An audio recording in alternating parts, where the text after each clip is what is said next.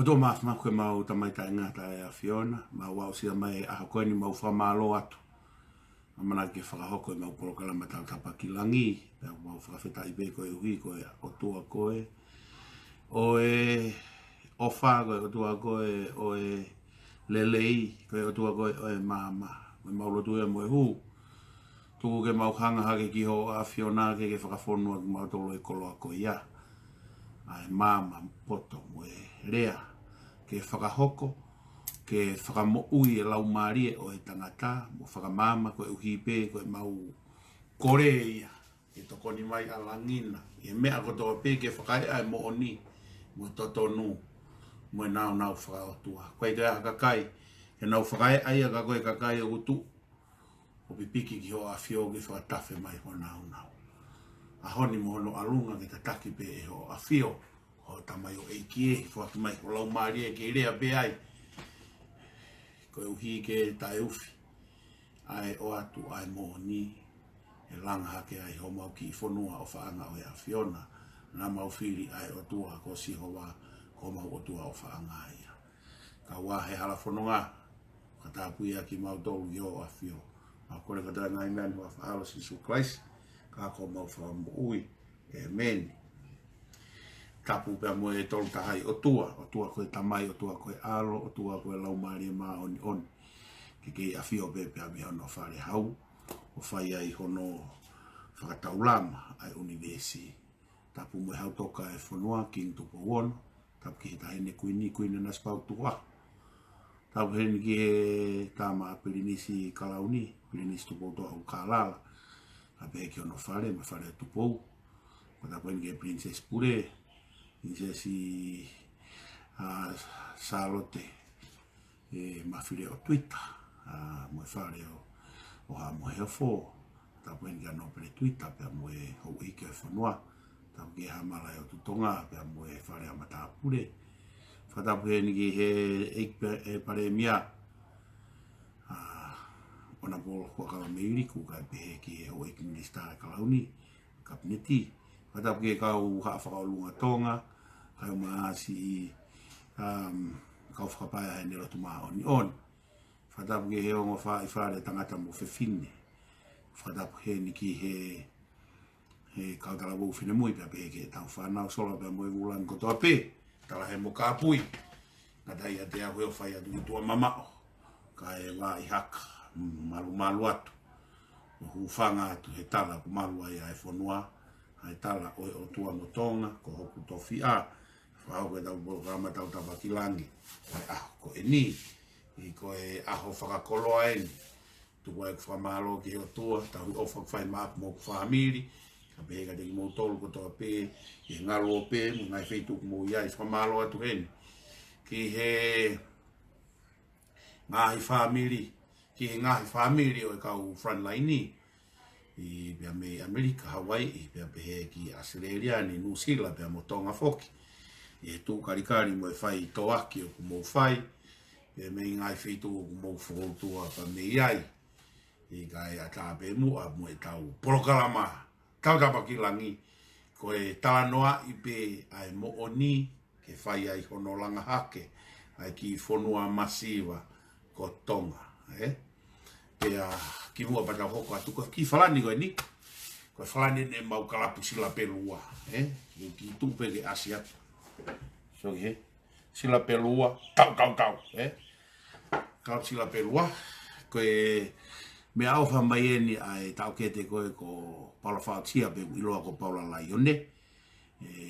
Ke pia tok wholau atu ki tonga kono ki whalani eni me kalapu sila pelua. Pea na alo e la yone pe mo kalapu mo falani kalapu o e fangala yone kalapu la yone me ana fangala yone falani kulokula ia na e falani poloseti na ange be to ki mai he tangete ki falani ko ni yo no fo mo ke famana to ke kalapu e fukolo eiki e kalapu sila pelua pe kai mo ke ai halotu i lalo mo ves kai ai be lalo sila pelua yo lunga tau ke pe sila pelua ke kalapu lotu i ai be ke mau hatau ki ori kamata anga o aho pe a ko ula ki aho fogieni o maasi pe fai ki whakahua e kukohi ake ane nai ai maasi manatu pe e kula ki hu ko e o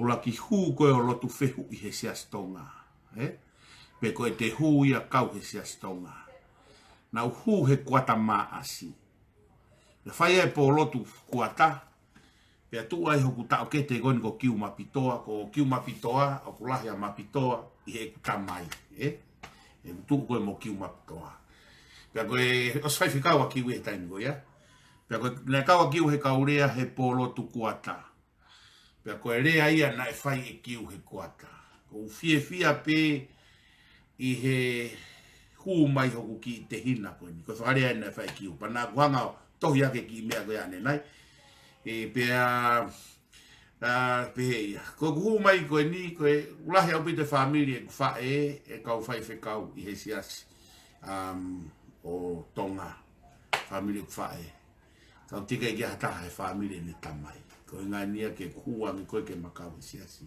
pea pere va ki ko uhinga fogia o e mahina ko ni mo kuata ko ni ko tok fu ataha hen i he family e tamai ko hu mai o maasi whakataha mai i he kuata maasi maasi ko tānaki mai ha toko taha ke na toko ua o na fotu mai i he ai koe ahula ke no maasi whe mau ke tau asi whakataha mai koe asi ko whe mau koe ke tau asi mo ia ke tau asi mo sisu haua sisu ke maasi atu koe uhi ke hanga e sisu o to'o hoku whakamaa mo kuanga hala mo e kukowi ka maasi atu mo sisu kai ke mato e kehe kua mataha pe e ko whakakau e ua ke o maasi na kutohi hake ane nai e kuki i status whakahua pe ane nai ai e koe ahoni na mo ilo pe na utuku hake pe ngai whakau te talanoa ke i he ahoni uluaki te talanoa na kusio he talaloto ai o fefine ko akilisi na ne tuku hake vitio tu i wata pe mo aluma ake Palemia ai fu poto e fu poto pe te ko rak me te talanoa ki ai na ne hanga o hake ne state si o pehe ko uhi ko foi fetu kuaki ko kai paanga i he vaha'a koe o seuroni ai o whakape ke whare tu i mo kape mamafa mai ka au pia mo o pirimilose tau fui e na whetu kuaki he sirini koe ni o i kautaha koe shooting star pe koe whana i ngai fui whetu na whetu kuaki koe ia pia hu mai rewa Ana Koli mo foi talanoa koe koe hui ngā koe ko walai ke foi status koe ia ko hihe o mai ia o kuiai ene whelave i malohi mo e kuohiri mo e ahoni i he fui whakarea koe status koe me Ana Koli ne pehe ai koe taueni e wanoa e na whengawe aki mo Sharon Fengau aki mo Sharon he mea whakapolitikare i o pia koe ngahi tono noa Sharon ngai mea ke ka koe mea koe paanga o ikai ke tuia kui ai hato no la Sharon. Sai ko whaampe ke ki talanoa i he mea ko ia. Ka pau koe taueni e wanoa. Tau fika. Matua neafina tau whaifo i fika. Ko tau whinga peke maue mo oni in reality. Na tau whaifo i fika a neafi na e pehe. Pehe e tu i wata. Whanoa miliona tanaki mo e 3 miliona, mo e 3 miliona, I kulu ni manoa miliona. Ai ko fai tanaki na fai tu watani afi. Ahon, tau toko mai tau tolu fo I fika koe ni na fai koe e Ana Koli. Mandui koe tau check ma upe reality. Ta weni e wanoa.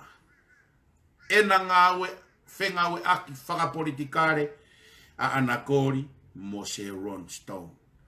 Mo Sharon. Sai. Koe wafe uo wai. Ka pau te tau kore a e wanoa.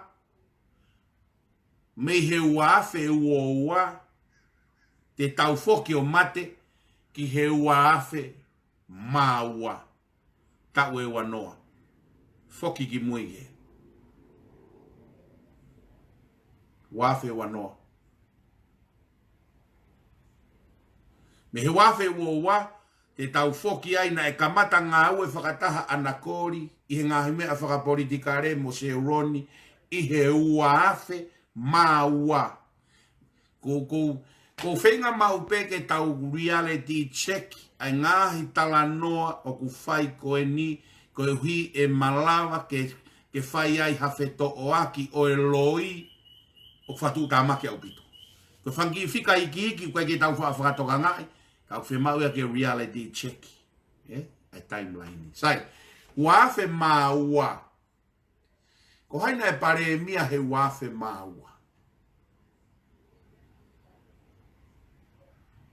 Ko haina e Palemia he wafe maua. Whanau rei peka tau foki ke talanoa.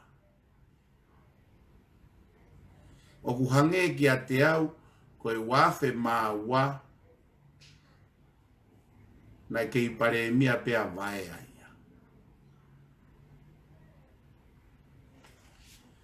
ia. Wafe maua. Hena e alu me ia vaha'a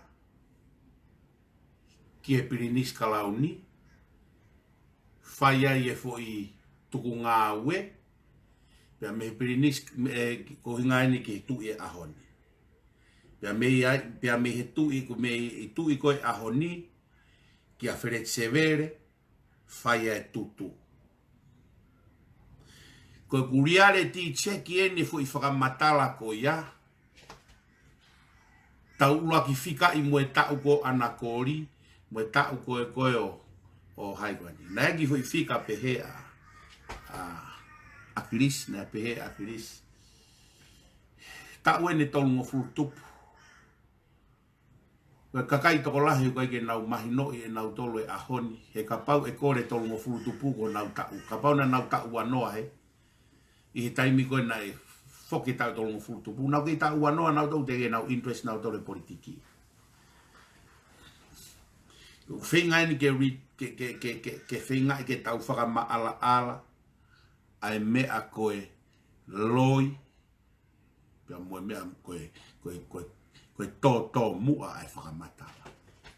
Na e tau whihana ia Sharon, pea mo Ana Koli I he wafe maua. Uluaki'ia. Ua.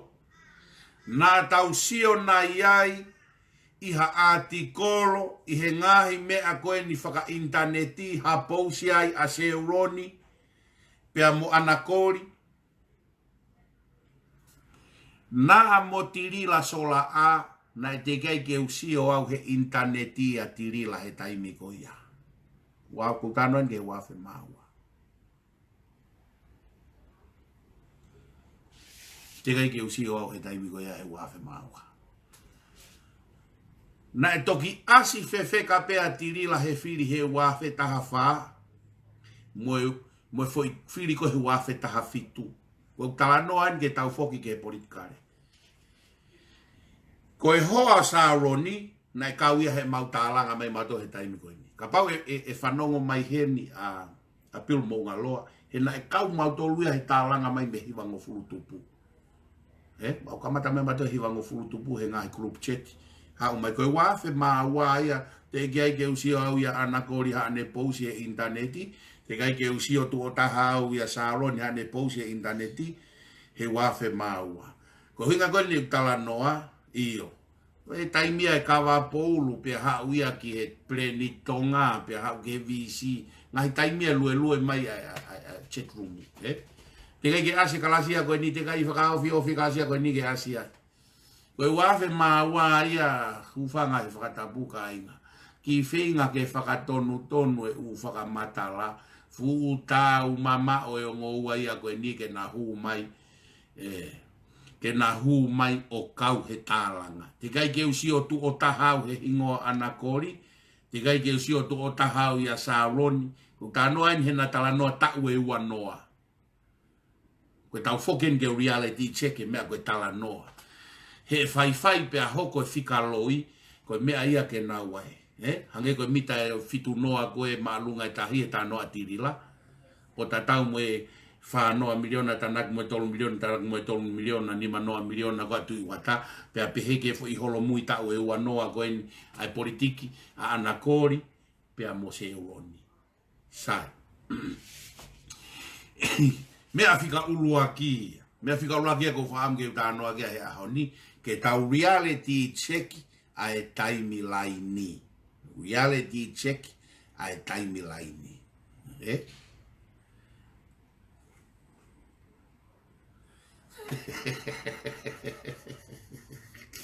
Uluakia. Io ke hoa koe o Sharon. Taimia koe ia na kau e hoa Sharon he mau tālanga mai he taimi koe ia. Te ki ai wawe ke asia ka Sharon pe aha ne post ka tau peke Ana Koli.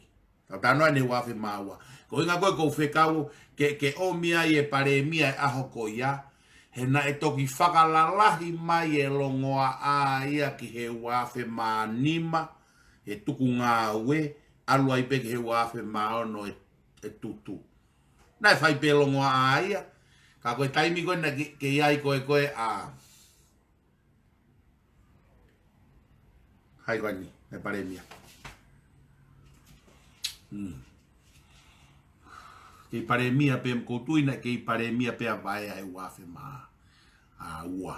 Taimi koe na ke fufefe. Ai, ene kau wa vai ai he tamna e moko au pita taimi koe na e Palemia. Sai. Tau tuku he tau unu mai rewa tau tolu ki mua ki he. I he ene fo i krei mi ko ia. I he ene fo i krei mi ko ia na e talanoa na e ta'u e ua noa. Sai. E fihia au pito a Ana Koli. I he ngahi ulunganga palaku koe ni o Sharon. Aia o ku mahino mai. Mandui ko tai mone kape a tirila koe kape a tirila mo kape ko a Sharon ngai ku kape ko ke fare ko tui. Mo manatu ke tai mo ya. Ma aya ku mahino mai ko na ospehe pe na mo Ana Koli. Hu mai tata ikia ta mai tata ikia. O kai ke ilo a tirila. Koe ke ilo e kau kape mo anga paraku. Ka ko hono ofefine lahi e ni ta mai nana. Nana pehe holope. Nana pehe holope. E na e irope Ana Koli ngai fu kape whakarieria ke ne afio mono family. Ka pau na tā ka ngā ua pe mo Sharon. Ta mai na kai ne ilo. Hono ofefine lahi e ni na.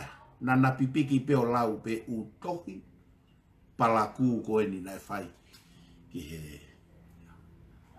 Ki he ne afio. Mono whare. Me ho eiki. Me kau taki e whonua. Mumana te ngai fuka whare e.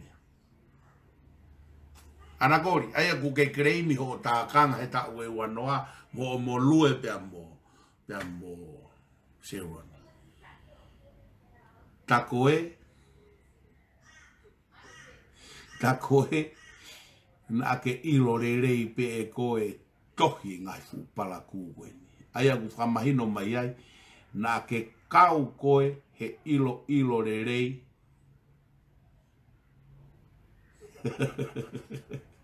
He ilo rei ngai fu kape koe ni. Sai, kore whakamore pe. Koe uhinga pe na ku to'o mai e fo i tohi koe ni ke tau sio ki ngahi posi mo ngahi vitio ke tau hanga reality check e ngahi whakamatala. mo ilo tau whanongo pe pa te reaki pe tau sio a tau tolu. Ka kai ke tau pick up e whanki mea iki ko ia. Hange koe mita fitu noa ai maalunga i tahi e ta noa tirila. Maalo ko ki te hina kon ko paula e ne pick up. Hange koe talanoa koe ne tāna ke whanoa tolu mo tolu au ni manoa. Hange koe talanoa koe ni koe ke lau tau koe. Koe whangaki i mea o ku whenga ke kumi aki e nau mo oni ka okuha. Ka kunau ilo pe koe foi loi. Ka koe tui koe aku. A fio ilo re rei pe Ana Koli ngai fukape na whai ke whamire tui. Ka hau ni tamai ana tala mai koe kene ilo e kakai koe ia. He koe nu tamai Ana Koli kona. Tāka ngau a tau e wanoa. He ngahi mea whakapolitikare. Sai. Mahino ia. Hora toke mea hoko. Kung tano ai ni ki he interneti. Tano ai ni ke tālanga koe ni o ku whai mo e longoa. He koe nai kau mo Ana Koli he kai kaila pe koe hamea ku ofa pe he ai ai Palemia ia. I he kei polo pe mo Hawaii ki. Pe ai mo fuwiti o koe na tau talanoa kia ane a fi. Pe a koe ku uhinga koe tanoa koe na koe ane a fi ko whaamu pe ke tau ki break i mehere o tu i wata he ahoni ke tau whanongo tau tolu ka mea au saiange ka tau kuhinga ke sai ho tau atamai ka tau tok fo ke tau whare a pong pong he usu. Ko whenga koe tau tapakilangi ko whenga ni ke tau pick up e reality koe ngahi talanoa koe ni. Koe talanoa koe ni ki he satellite. Musio ke he maari e. Musio ke he maari e satellite. Teke e tui pe a mo piveni ai satellite ke ave ki ha kasifiki pe a o whakamooni ta e tari he pure anga ai kabinet alu a piveni mo tu iwata a akirisi pohiwa o whakamooni mo e kasifiki pe a natala koe loto e tangata eiki kai ke whakamooni ai haya kabineti ia koe sea ai koe Palemia koe tangata eiki o ku ha fe rewa e tangata eiki he hange ku manga ua e whakakaukau e tangata eiki. Alu atu iwata mo piveni o whakamoone kasifiki o tala koe loto e tangata eiki. Ka e tae loto he ai kabineti ia koe tangata eiki o ksea. Sai, tau si ore vai ke foi mawae ua koe ai o mawhai. E abau de mo te tato whoka pungpunga e kai la koe atu iwata. Ka pauna ikai e piki a piveni i he tangata eiki ke tui ki a piveni. Peheni ko holofa e pureanga. Ikai. Ka pauna e kai ke tui ka piveni, peheni ko foloa e maanu e pureanga. Me motu e ni ko soko mawawa uia, urere mawawa uia. Pako ke itari eni hafu i whakamooni a whamatala koe tui wata, o whakawhanoa miliona e hoko pe me he fo i kei polo, me fo i mui hoko ki wawao. Pero ha ke polo mama fai ko panoa panga whanoa miliona. Whamke o mai fui whakamooni ko ia fui whakamatala ko. Tau ai mooni pe. He koe kawe ingai whakaukata tapakilangi. Tau ai mooni pe. Koe kutanoa ni ki he satellite. Nau ohofi e kasifiki. Hoko e motu koe nito e ohofi e he kasifiki. E piveni pe amua. Mwene kautama. Sai. Mou pehe ka pauna e vai e Palemia ki he kasifiki. Te taumau e satellite ta e totongi koe a mask. Te taumau nai e monu ia o satellite ta e totongi a mask. Fui se nolo e hongo e ni manoa kune mai ke huka mai ki tonga ta e totongi. Losika e ata mai. Tau ki tanoa losika. Ka pauna e vai ai Palemia ke afe i he teke na e whai he kautama patoa ke tau alu ki he satellite pia alu mo e kasifiki ai mea na e whakotu utu e piveni mo o tui. Mo pehe te tau mao e monu ia koe ni ko o si whakahoko mei tonga ke tau mao e monu ia ta e totongi ta e more ha tau si e niti he ofa koe ni ai pilionea koe ni ko mask me SpaceX o Starlink porque ha ne kautaha koe ne siana pilionea koe ni ikai na e osi oange ai foi whainga maria e kasifiki e pureanga nau tuai nau tolu. Ha'u e fwita e totongi he whahari koe. Lo sika e ata mai. Kana e pusi mai he kautama koe kasi fiki mo satellite pe tau oho fua ai pe vai ai e Palemia mo pureanga.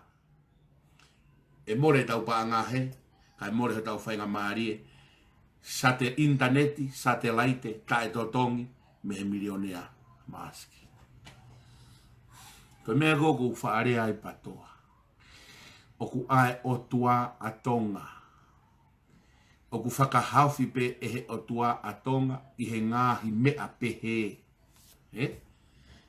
Whakaaringarere e te volo, ke tau oho ki he. Ta koe ko teu e he otua aia ai bilionea. Ke omita e totongi ai ofa ki he whonua. Nau pehe au waha totongi ai whonua. Koe mea ofa koe a mask a bilionea. Ta e totongi. Seves ta e totongi. Oku o mai ki he whonua. Pea ko osi sevesi. Osi lere foi ofa koe na mask. A mask koe na sia na bilionea koe ni me afu i tonga.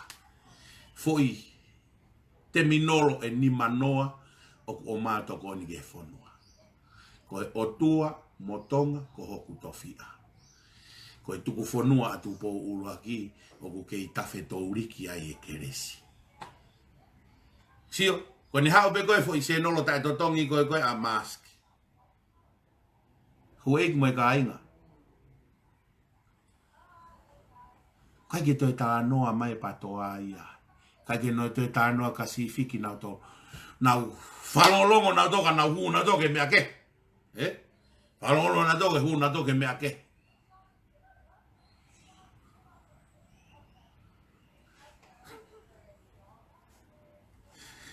Sio ke he ofa koe sian koe mea kui koe lotu.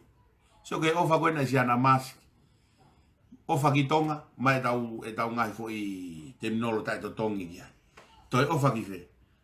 I Ukraini, ne toi ofa ki he kuhanga e whenga a Lucia ke tu usie interneti ke polo ki Ukraine ofa de satellite e he milionea tai to tongi se vesia la Ukraine.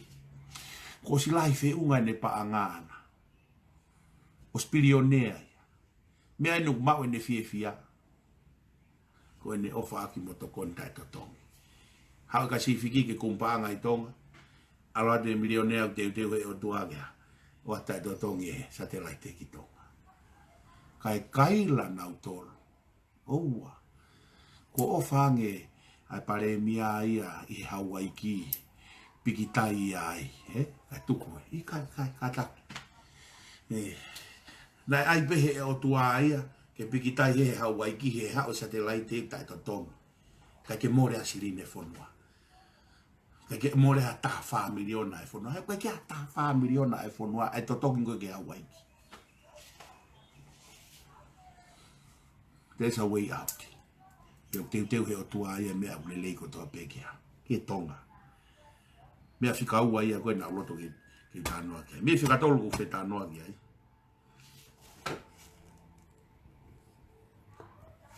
Mo whaambeo ke mo whanongo tonu pe.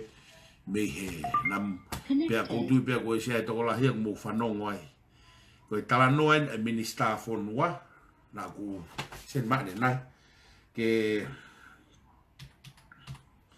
talanoa e minister fonua ki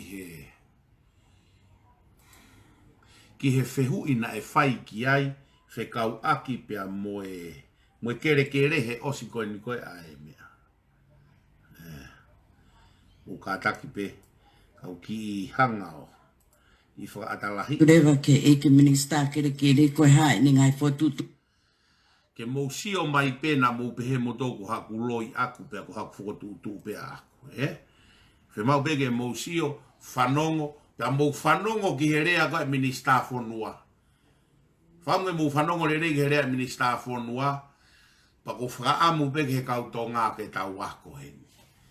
Ta utu koe tonga kotoa pe patoa pe tu pe whainga tunga pe whambeke tau whanongo he tari maari ai whai whekau minister fonua whambeke tau whanongo katoa pe kai tari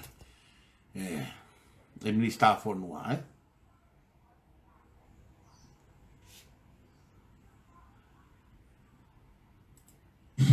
Fa o si pe fa mole mole ka ke tu fa lo lo ko o si ange ko ni e tau matangi ngai fa ta mak fa ka na tula ko e puhi ko ni e tau mo ngafi te tau whakaholo atu rewa ke eke minista kere kere koe hae ni ngai fotutu ne o pena hao vavao ka koe uiga te mawa watu ke a te koe haa ho o wakai taimini malo au Papetai ko ta pe mo sa me. Tu toronga ta nga ta ro o fa e tua.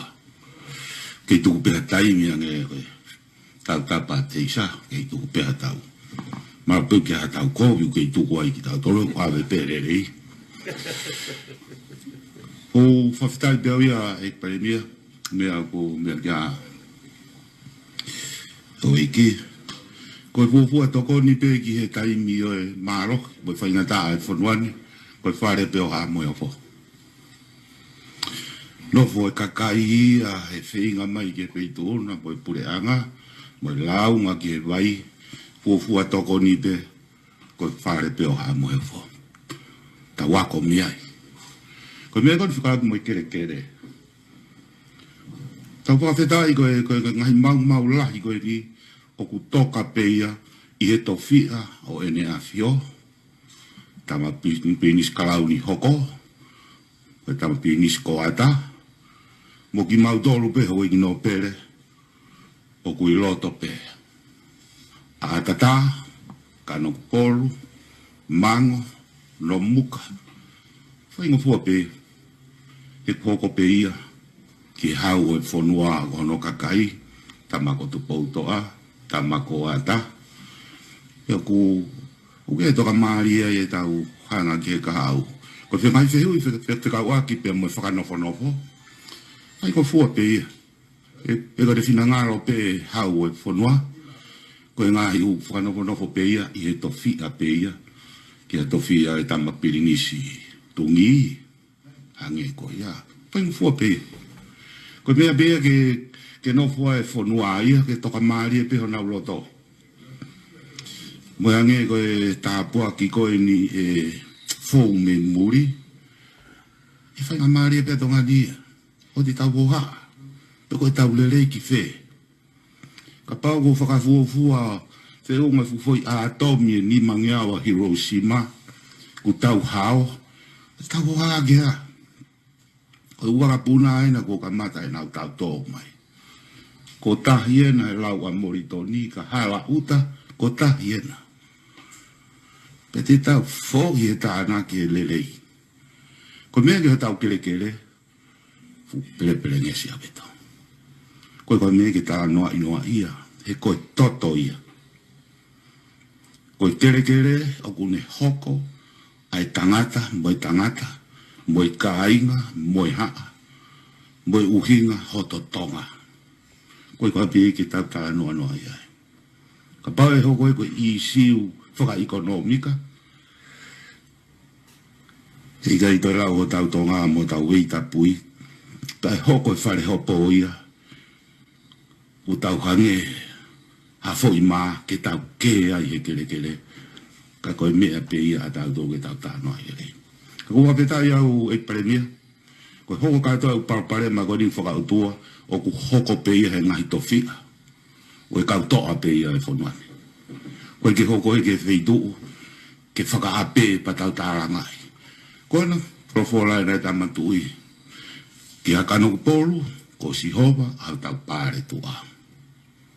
Ki e tonga, o ku ikai koe panga, o koe koe iwi. Ka koe loto ho tau tonga. Ka koe ngau e tonga o ku ia e kere. Ko tau wapipe. Ko tau tonga. Whai o maari e pekere, ka koe u mea katoa ko ia.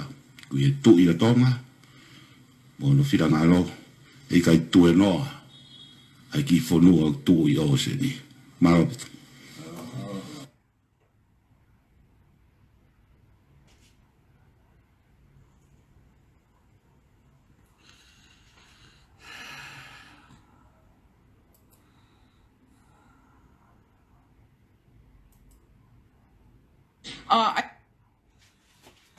Sai. Ko whaampe mo whanongo lelei ki he mea na e whai e he minista whonua.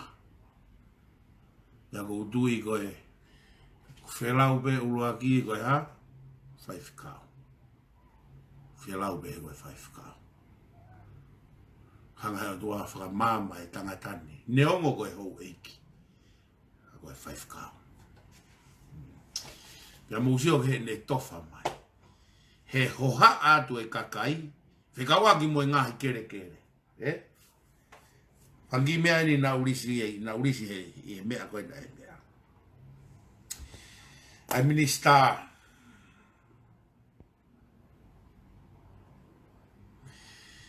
Hanga he minista ngowe. He minista whonua o whakai mai mea koe ni.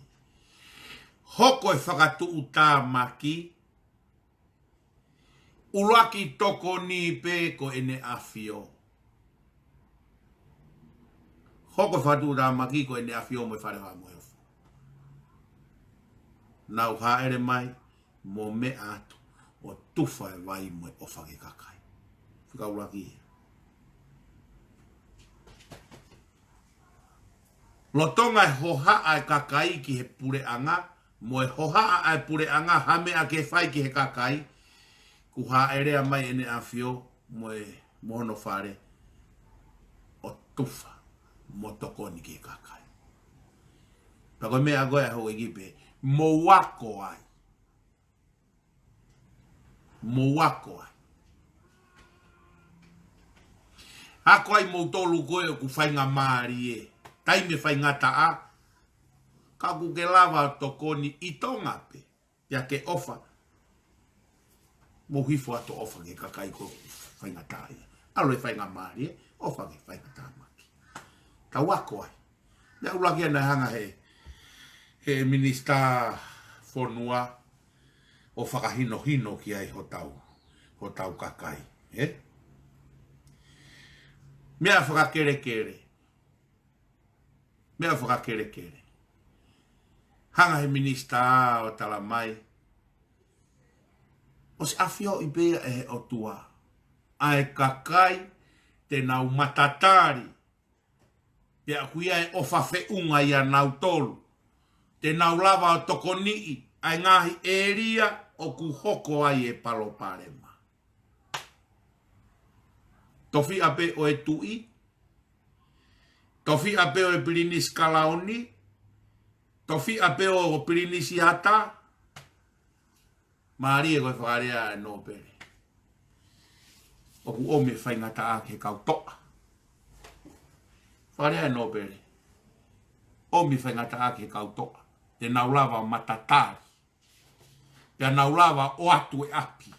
Ke whakatfoki aki e. Ai mea. Mo whanongo angea ki he rea e kautoa. Kau no pere. Pea kunau i loto pe. O te tau hoha a tau tolu. Kai ke tau ofo ai. E mea na e whai he minista. Koe whakanofo. Koe tui te ne whai e whakanofo huku hoko hono tofia. Ko hono ngofo hai pirinisi whai ngofo hai ne whakanofo. Koe tofia ko hono fo hai a pirinisi tungi. Whai ngofo hai whakanofo.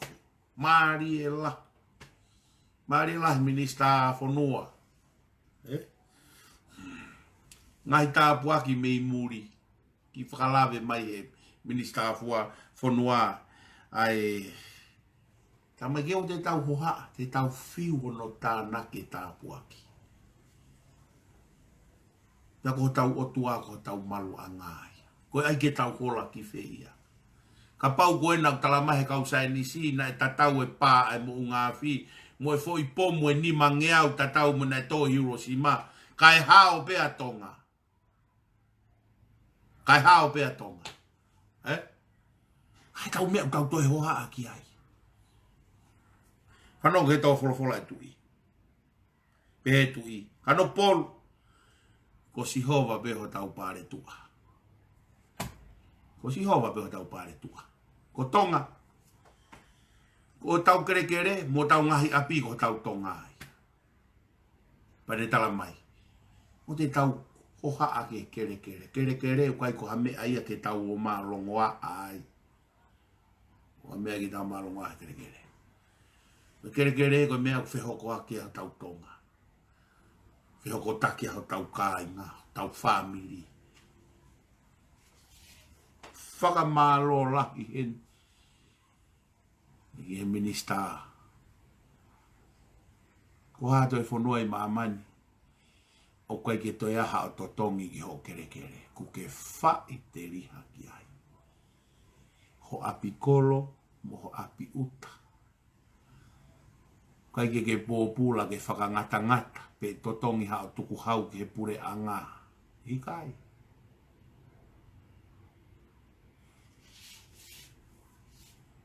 Ko tonga pe, i kolo pe. Whaiteri ha pe ko haho mea e toho api koe ke tau fia pure anga. Whaiteri ha ke tahafu a kau. Kau ku hala uta, lau e hime a moritoni ko tahi e. Ko o seni, o kai whakangata mata i ika ku ke tau tai ai. Ke sinepa pe fitu ke toko taha. Pea ta ofi whainga paka o tau tai i. Ko tonga pe. Na mo ika toku wha ere i ke tau atai na pe koe ke whangota ai. Ko tonga pe. A musia tonga. Whawhetai ako tau lau maari. Whamalo atu minista. I he whakamama lahi kua whai. Sai. Ko ki mea hono tolu. Na whelave ki ai aho ni. Ko e tohi whehu ina e whai. E mirise eva. Me he kaupatoa. Mirise eva me he kaupatoa. Ko whaampe ke ulau pe tohi whehu i. Ko e uhi ke tautari. Ko e tohi ko e ni ko e tukuaki.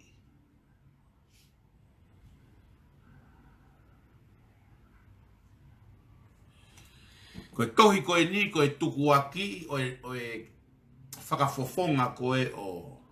Ko e ngahi e tukuaki i mahalokovi. E tukuaki i mahalokovi. Pena ku lawe u whehu i ko e na mirise eva. Pea u fia lahi he kusio ke whainga tohi ko e ni. Ko e uhi ke ukumi hono mo o ni. Ko e uhi ke ukumi a hono mo o ni. Ke o atu ki he haka'i ke mou whanongo ki ai. He koe ngahi tohi koe ni ka tau tae tokanga ke tau ripati mo o mai e mo o ni. E tenehanga whakakui he haka'i tokolahi. Pea whakatupu ita ki he haka'i tokolahi. Koe mea ko whakaamu ai. Ke whakaamu ai ke ki talanoa atu i he fo i ngai whehu i whewhekana e whai e he mirise eva. Koe ke ilopo ko hai koa mirise eva. Pea ku ikai pe ke umahinea mo mirise eva. Ka kou whakaamu pe ke ulau atu pe whehu i pe au tari. Koe uhi na e whai e ku ki whakatotolo. I he mahu inga pe ke tau nofo pe he mo o ni. Na whai ki whakatotolo ki he ngahi whehu i koe ni. Pea koe kaweinga koe ngahi whehu i koe ni. Koe Tomu'a pe ia ki he whakangari kovi. Koe Tomu'a pe ia ki he whakangari kovi.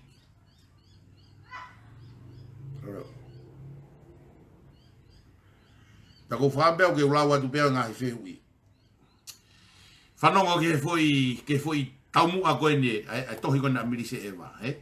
Pea kuri hake ai kau paipa koe ni koe ai patoa he foi. Kopi ki ai.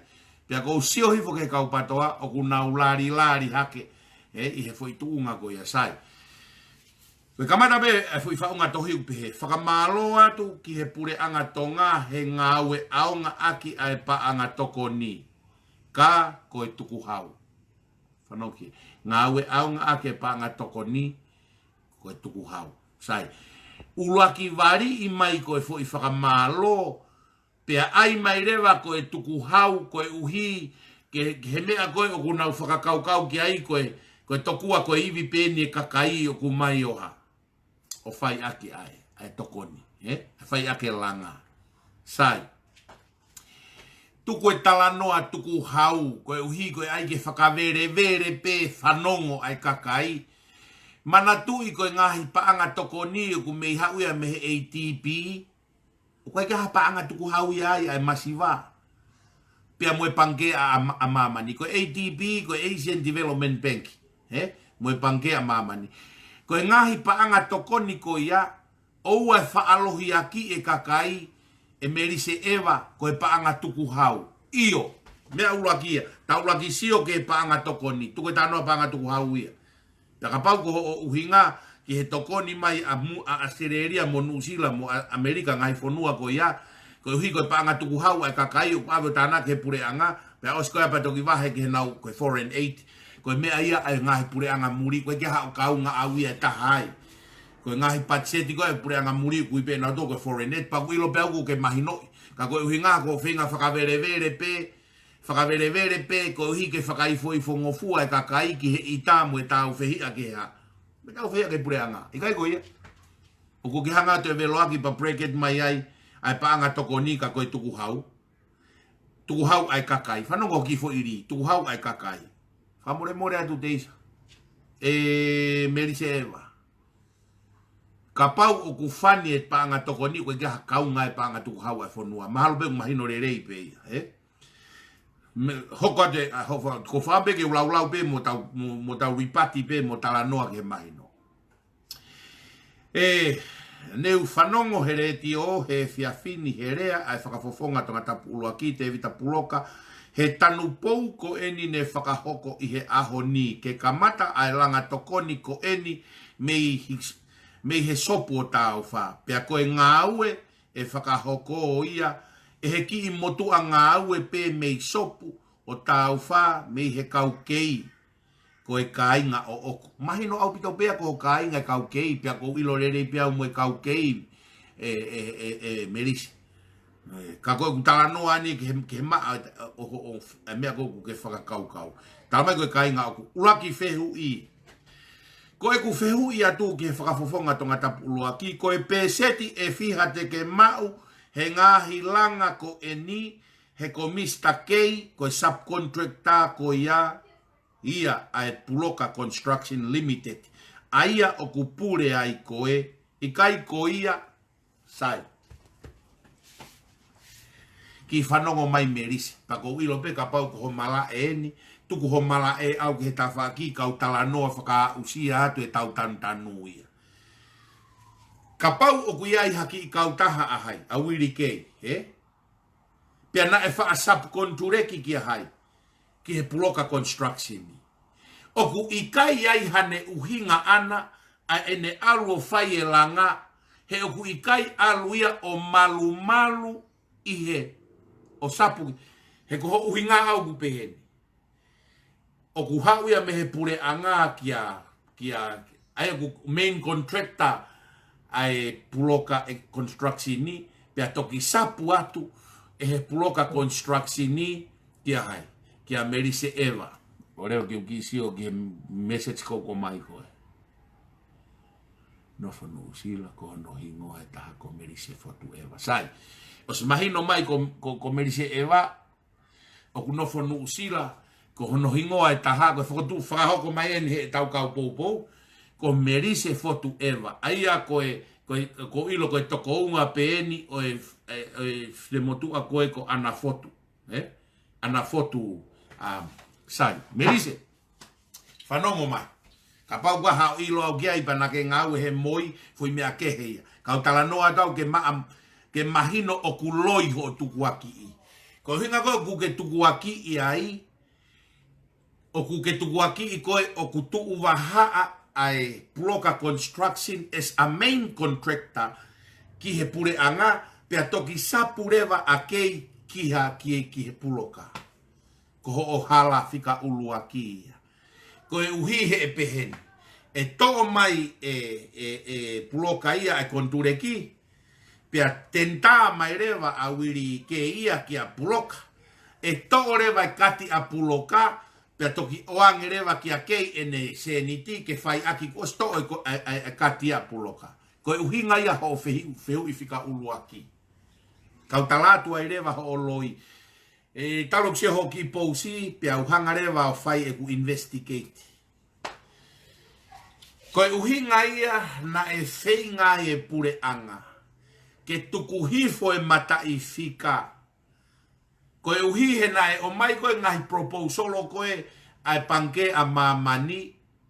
He kai ke lava ia he whangi kautaha i ki o whai e ngāwe. Kai ke lava he whangi kautaha i ki o whai e ngāwe. Kua pau ke aue malu i mue kautaha lahi. Aia pia whainga rewa e pure anga ke peheni. Ke hifo koe ai projeki. Ka maulalo e projeki he fia kilu. E ata e whangi kautaha i ki ke nau ngāwe hanga tonu koe pure ke pure anga. Koe whangi langa whare koe ni. Oku ikai to e fie mau e whanongo mai merise. E merise fotu. Oku ikai to e fie mau ke to e fōu ia hasap contracta. Ka pauna e whai e wirike ia ngāwe ki mua ke proka. Ko os mau ia e whakamooni mei tonga. Koe whangi langa whare koe nina e kamata e me pure anga koe kua toki osi. Minutes pe ia e he moi o konture ki hanga tonu pe a wirike ia ki he moi. O totongi hanga tonu pe e ne paanga anaia ki a hai. Ko foi non sen fika uluaki ia, ko tuku'aki o ku mitolomeni a hai. Mitolomeni a te vita puloka. Whakamahino ia i he ahoni, pia ka pau te ke konte ka wirikei o konfemi kia e fo i mea koe ni, e tala atu e wirikei io koe mooni. O ku ikai to ia i hakaunga, koe main contractor pe moi, ngāwe hanga tonu pe a wirikei ki he moi, to tong hanga tonu he moi ki hai, ki a wirikei. Tuku ke he kako ngāwe lahi ia, o ku aluia ki he revolo miliona, o kai ke lava whanki i ngāwe iki, ko pau ke supply mai ia, ai paanga ke fōu he kautaha koe a puloka. Kau fie mau e puloka e toko ni, tene toki lava e ia, hae a maa wirikei ki sapu kei. Koe ngai fu ngāwe koe a, koe ngai fu ngāwe ko lau miliona. Te he kai ke lava wirikei a mo mea mau hanga tonu e ngāwe koe a, he fie mau e insurance ia, mo safety, mo mea katoa koe ia. O ku piti rewa ki ai e kautaha ia koe 5 star, pia mo e puloka. Pia ka pau e fie mau e whangi kautaha iki, e toki hio mai na tolo sapu e whangi konga e ngāwe lala. Hiko tānoa tānu koe ni koe tānoa au sia e nia e merise. Koe uhi koe ngāhi whakakaukau, he koe whanongo koe e tae mahino mo e wāre ki ho ngāhi whehu i, te nau tari whie maria koe ke mahino ka nau tolu e mea koe tānoa ki ai. Ka koe talanoa atu e au koe ni, ke whakamahino, o ku loi e mea koe, o ku mou mahalo kovi ai, ki he ha, ki he kia teita puloka. Koe uhi ngai alo ap te vita puloka he tanpou koe ha. Koe whakafofonga ia o tonga tapu uluaki.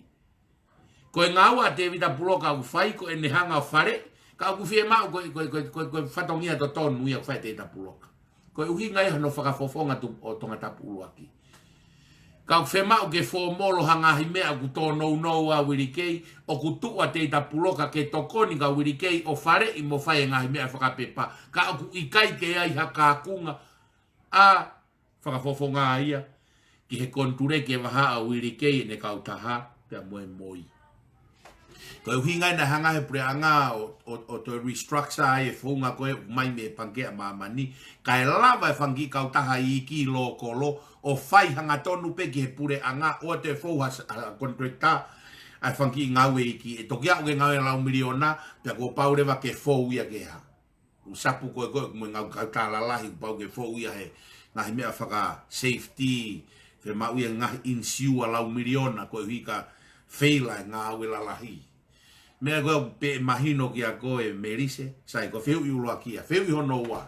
Te tau tau tau ki hei foi tari u wheu i. Wheu i hono ua pe whakarea koe merise.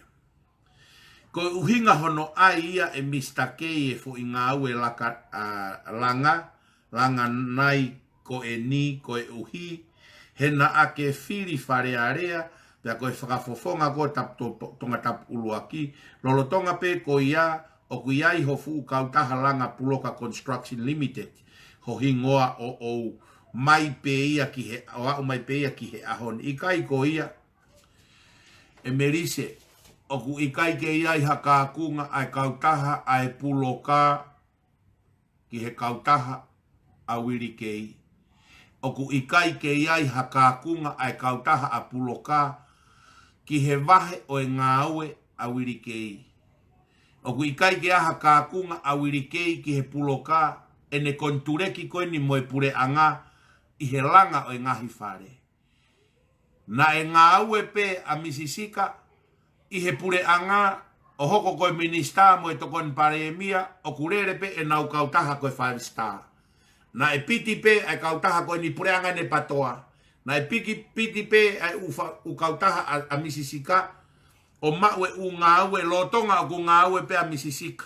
Na e mea ngāue ake e tu iwata ai pure anga koe uhi mo ngahi poa te koe uhi koe pisinisi wha family ai wata ai wata. Koe ha o ku mata ai ho mou tukuaki loi koe ni ka kusai pe ko whakamaala ala ngahi mea koe ni ke kiria ke oa na mou te whai e ngahi tukuaki loi koe ni. Koe mea ni kui koe lau ki kao ki ao kai ngaria ngalo ka a kao. Ngahi fufo i pala koe nina e tu. Ko whehu i koe ni koe te ke hea moha o whehu i ange he taimi koe na kei pure anga a kirisike ke whehu i ke hara. Ka misisika. Kana kai ke mau whehu i moto ka misisika mea koe ni. Pa koe whehu ka misisika koe ngahi mea mo o nia. Koe ni. Koe ngahi mahalokovi mo e tukuaki i loi. Ko whenga peni ke toi compare pe ke comparative pe ongo pure anga ke whakamahino ai. Ko whonga koe nina e kamata hono ngāwe lahi aki e pure anga koe ni o hai. Pure anga koe ni o tu o ne toa. Ai e whanki kautaha i ki na mea ngāwe ak matu e ngāwe koe na tukuaki e whanki kautaha na nau whai koe ngahe whanki sink holo koe api ako na tukuaki ai e sea soareni. He minista ako. Kana e uhinga se asowareni na e o mai whangi kautaha mai peki ta mogo wirike ki ha whai langa i sopu ke ha. Ke aonga pe ai ngā ue i sopu ke kakai o sopu. Koe ki ta masopu pe hai. Ki ta masopu pe a wirike o ku hau pe o toi ha. Langa ki api sopu. Koe sirini koe o mai mehe moi tu e ki whare i sopu. Maue se niti na whai ake langa he motu ai sopu. Koe aonga ia e whakafofonga koe te ita Puloka. Ke ha, ke nofo pe i ki langa ki whare e sa e seti, nofo mo sirini na whai ake langa ko ia, e ki whare i sopu, koe positivi, sopu. Langa ki whare, ma mwe pāngahi ki kautaha pe i sopu. Uluakiʻia, ua. Koe wheu i e taha, kau wheu i a ture vāu ia. Kia, merise foto. Merise, koe ki i whare e whiha. Koe ki i whare nai e whiha na e langa i he sopu o tāu wha. Koe ki i whare nai e whiha na e langa i he sopu o i he pure anga krisi. Ki i whare e whiha na e langa i sopu i he pure anga a krisi. Mo e kautaha langa e whiha i sopu na nau monu ia ke nau langa haki i whare i sopu. Ke maua haki i whare i sopu. Moha paanga e kau langa i sopu. Ki i whare noa, mo e paanga e noa. Hau koe he ahoni, o ohofia te iwita Puloka, o kune hanga o langa ki i whare taha e sa ese tanaki ki sopu, pea moeha. Mo e paanga o ku totongi ke ki i motu a kautaha langa i sopu, ke nofu ai ki i whare, pea nofu ai mo e seniti. +1, kia te evita Puloka. All for nothing, kia agris pohiva, mo se as pohiva. Hena e te ekia i langa e se as pohiva haki i whare taha i sopu. Petene oang haku i ngā aue, haki kautaha langa i taha i sopu. Hange koe kai lava e motua. No way. Nea kai ke lava ha mea pehe. Koe uhinga eni, o ku tau talanoa gai merise, tau ai maa pe, talanoa hanga tonu pe, talanoa mo oni pe. Kaike mo ikai la he taimina pureanga a kirisi, he nai e pe kautaha a misisika, mo kautaha tu iwata. Mo mai mo tolo ikai la, he taimi toki huai a te itapuloka, huai kautaha te itapuloka. Sa, ilo ngai e kovia mau ai loto. Ko mo lau mo tolu he maua te tokoni ki sopu, mo ki kautaha sopu ke maa nau se niti, kaike mo natula whakamalo ai, ka mo mai mo tolo ha, o fehu i whakapoto, o fehu i whakapoto, sai. Tari mai kau ai atu mo tari mo foi fehu i hono tolu. Te tari ho fehu i ke ose a honi. Fehu i hono tolu upehe. Merise. Fehu a merise upehe. O ku tau tanu pou pe koa ki tau tolu he oange ai light COVID restriction ni. O ku lolotonga iai ai kakai he fonua o ku nau e fihia he ngahi whakailo. He mo ua paanga ki he mau lao o e COVID restriction ni. Ko e ha o ku halakaka ai pure anga he lao ko ia. Pea whakanaa pe ia. Wow. Kai ke o amana ke au merise ku ke ha u ke fu fai ngā tono no whakavesta polo ko ia. Aluka ana foto ke mo point out i mai e fo i lao o ku preach he pure anga he na wotan po. Na e osi fai ai press conference he falai te kua osi. O whaka maala mai ai ha. Whaka maala mai ai e he Palemia a hono tukuange o e ngahi restriction ni. O au ki he ngahi ako ko e te sauri mo e ngahi feitu mo e kau taha lau hou a pia mo e.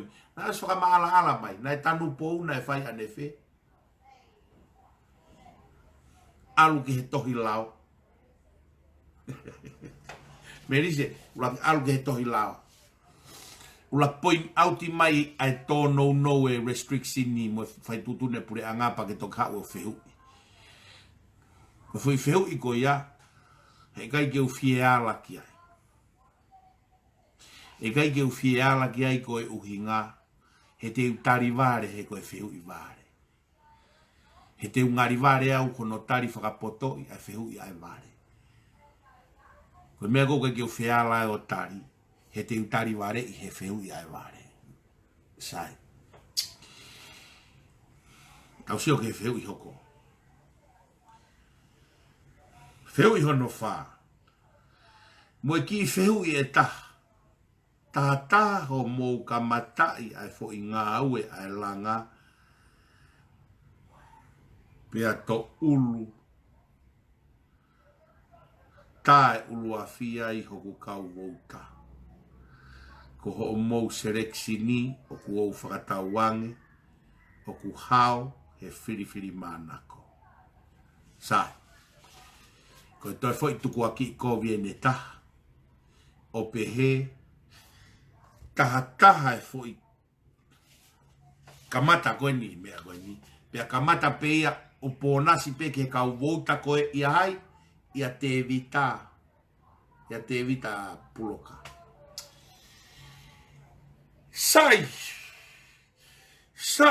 kau ki fiu he whamau kau tari ware i atu ai pe, ai whainga whehu i ware. Merise, ko hai hataha wauta i asia osi, pea mo agrisi kuona benefiti he na huki wharearea, he tau e tolu ngofuru mei whanoa. Hala ata. Ngutu huange, uluaki. Te utari vare i ato e foi fehu i vare, uluaki, e foi fehu i foi tari vare. E merise. Tau e mei whanoa koe.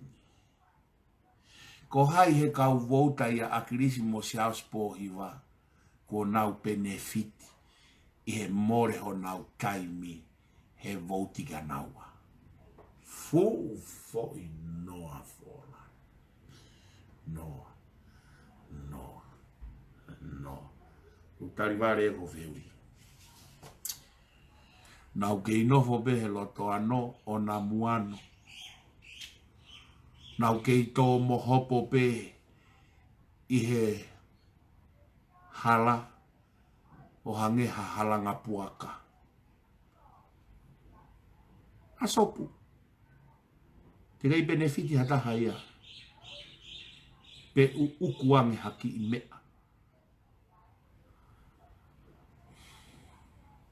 Kei na mua beko a sopu ko moi kei ka awai. Moi kakau holo e tūna he loto api moi hala. Kei lere pehe ahon. Ko mea e goe kou talato. Mou teu ke foki atu. Ai fehu i koe o ku mou fai mai. He e foki atu na mou whanai mai mou tolu. Na tāke di mai ke foi la ho mou foi whana.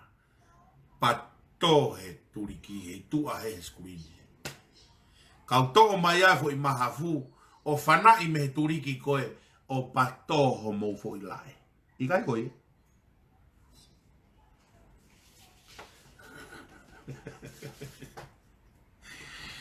Mandua ki whakahua si ausi. E ne talanoa e ne lue mai. E ne lue mai ku mei. Loa ni mai ki te taki mai futi pota. Tuen whakamanga fui whakamatala si ausi koe. Ko tau e tolungo fure ia ho ta mai huat mo koe. O ku kei taki pe kaure kai ngai futi pota wai mo e kane. Hala hatoko ni taha.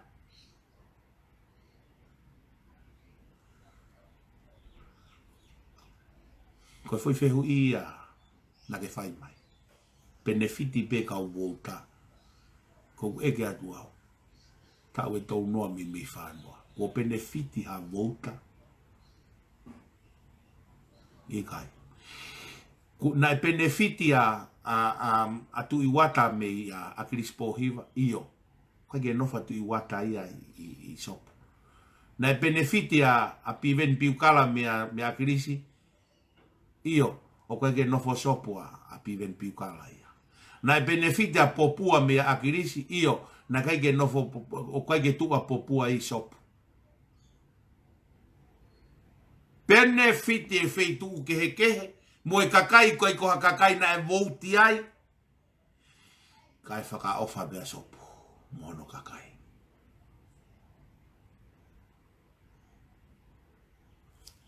Sai. Foi tuku'aki ko whaam ke hanga o kinise foi tuku'aki, o ki hanga kinise foi tuku'aki. Foi tuku'aki ko pehe, koe rea koe foi tuku'aki pehe. Whelau benefiti pe ka vote, alu pe tokonia o kamata he haka'i na e vouti pe koe ia teita puloka. Uluaki. Na e holo e whare koe o e kaumea koe ni o Tupou ke langa ho nau whare. Na e holo e whare koe na e o kukam na e Tupou ke langa ho nau whare. Koe tari iyo. O kukauna i e api koe ni mo e whare koe ni i he totonu whakalao i he whaunga ngā ue koe ai whanua ki he tokoni ki he langa e whare koe ni. Koe tāri talamai. Iyo, na e holo ho nau whare i he tsunami. Pea koe, ai koe ke kuarifai ke langa ho nau whare. Iyo, na e kuarifai e kau mea koe. Koe mea kehe e nau vouti a nau tolu ki a te vita. Whatawhehi, puloka. Oku iai ai tūtu uni ngā ue ai moi. Oku whai aki hono saveai, pea apuluvu, oku ikai ke kau a teita puloka ia, o kai ke minista teita puloka ia he, i he moi. Oku ikai ke ia i hakakunga a teita puloka he whakotutu ngā ue ai moi.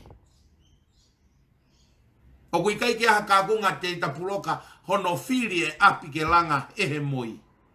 oku iai e kau savea a moi, oku iai me kau whakatotu ngawe a moi, koe ke ngawe a te tapuloka he moi. Sai, koe au ngaini o te vita puloka. He oku alo a te vita puloka koe whakafofonga tupo o tonga tapu uluaki. O kore ki he pure anga hamono ia ke toko ni e kau whaingata ia e tonga tapu uluaki. O ku kai ke alo a te tapuloka ia o tu tau ki he pure anga. O ku alo ia kore hatokoni ki hono mahenga. Ke aloto le rei ai, ai ha? Aloto le rei ai, ai, pure anga, ke toko ni e wahenga tonga tapu uluaki. Maala, koe anga e tau mawe. He? Na kusi fu lolo e tau tapa kilangi. He? Na koe tau tapa kilangi foki o koua peta.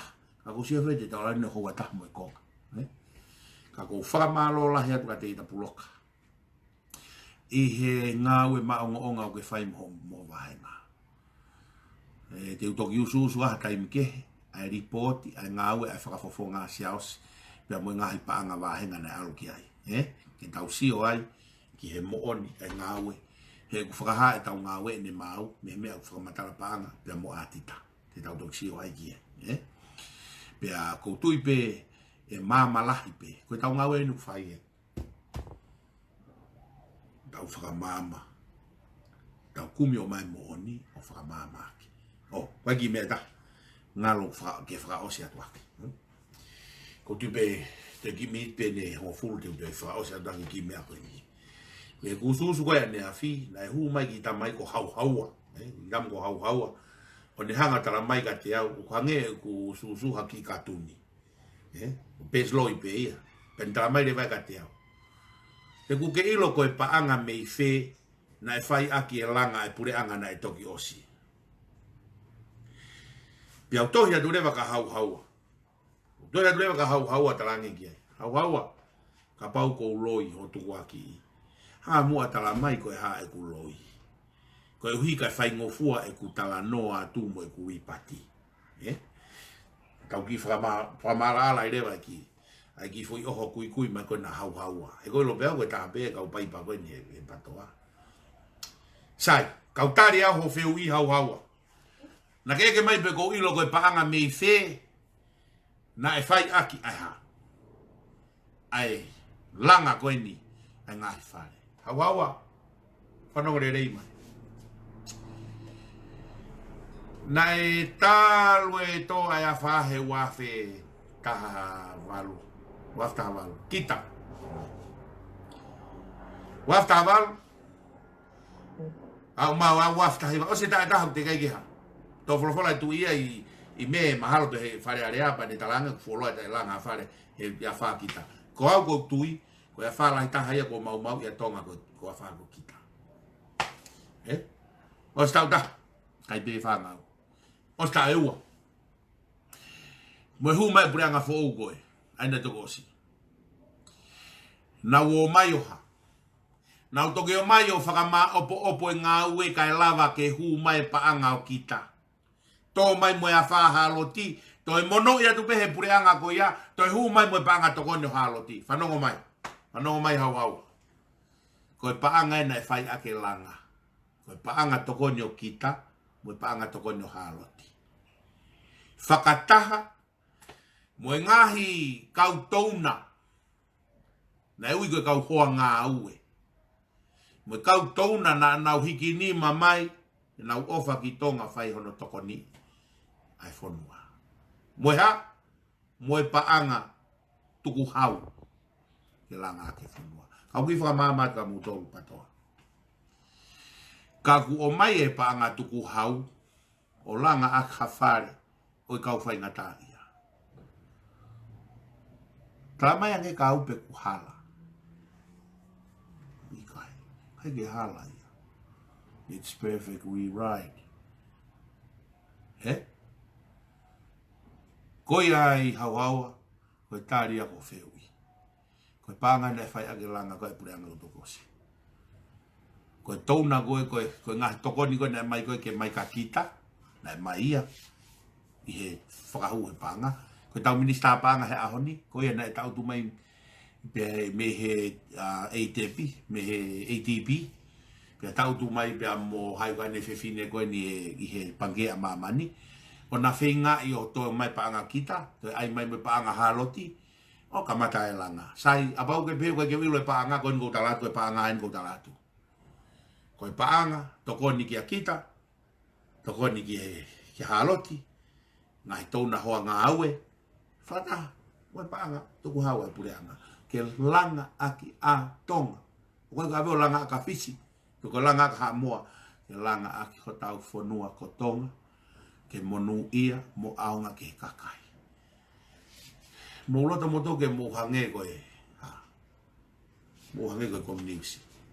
Mo sisina e motolo e kakai ke masiva ka mo tu maari e pe motolo. Koe whonga ina mo whakarera ke pureanga. Mo puke e motolo e pureanga he, ai panga he, kakai ke mo tuange kia. Ke ma ui ui. Ke ma ui ui e ekonomika. Mo e kakai. Mahalo whiunga e ahon. Tau toksio au. Ko fia bea hono o mai he ngahi tawhaaki, pia mui ngahi wheitu o ko whemau mea mooni, ko hike talanoa te mooni mo whakama ala atu ai tō no whakaista polo. Ai ngahi whehui, nai whai e merise fotu ewa. O te tō ai. And I'm challenging you guys. Ko hanga ui a challenge mo tō. O mea whehui ke lahi. E mo whakaiwia mo tolu au ke tari ngahi whehui. O me ngahi whehui whakawhihi ke ai koe ke atamai kakai, kau hanga o whakamama o mo ngahi whehui. He kai more hoku taimi o kuia he whangi ke i ka awai koe mo whangi inu whekua kai. Lere peho mo mea mo teho koe ke hano fu mawinga o na ia. Koe ngahi mea ni ko o whangi mea whakatamai enu koe e kakai whangi politiki koe. Tuku mai ke ufisi e te ringa ke anea fo i soka peipi. Ne fola, ako o hala hata modol, fai da begina modol e o tua, e fa o se leva e tau, ngā ue, do maf mau fa malo ate au se mai ke Tomu'a mau ngā ue koeni, mau ke fia beo tua koe o mi hola o mai e ke ne whakai ai mo o ni, o whakai nasi a ki motoa se vāni ti, ai a Fiona pe mo e tangata, ke whakai a ke ai mo o ni whaka o tua, ke ne whakamama e tangata, ke mau ilo e mo ni pe si ia e mau puputu ka mau tu mau ai he mea kurerei. Ka taki angea e koe ai si kau whanongo ko ta mai o eikie mau hake mea ko tau pe ki o awhio ke tau whi ao pe mo koe pe mo e mo ni koe uhi ke tu mau ai mo ni i mamani pe mo tonga foki. Ta mai koe mau lotu e whamore mole ala ke mau tole mau tono nou. A bau ia mea ikai ke wheunga mo tau mo whina ngalo. Mau tūlo loa ki mga korwha more. Tūpe mua tamai ke whakainu ki mau tolu o wai. O la pe whawhanga e mau tolu ho maa mo ui. E whakaua toa loto e vai pe koe kereso mau eiko si sukalai si o whaitua koe tamai. Whio he lau mare maa o ni. No whaerik mau tō ona hiki. Kai whaitua tai ngata. Amen. O whalahe ka mau tolu pe whaitapu ikina mo tolu e o tua. Hon ya whakawhiwhia ai hau, ai whehui e kau poto e tari atu he tau tanganu lewe e malanga kau tatau atu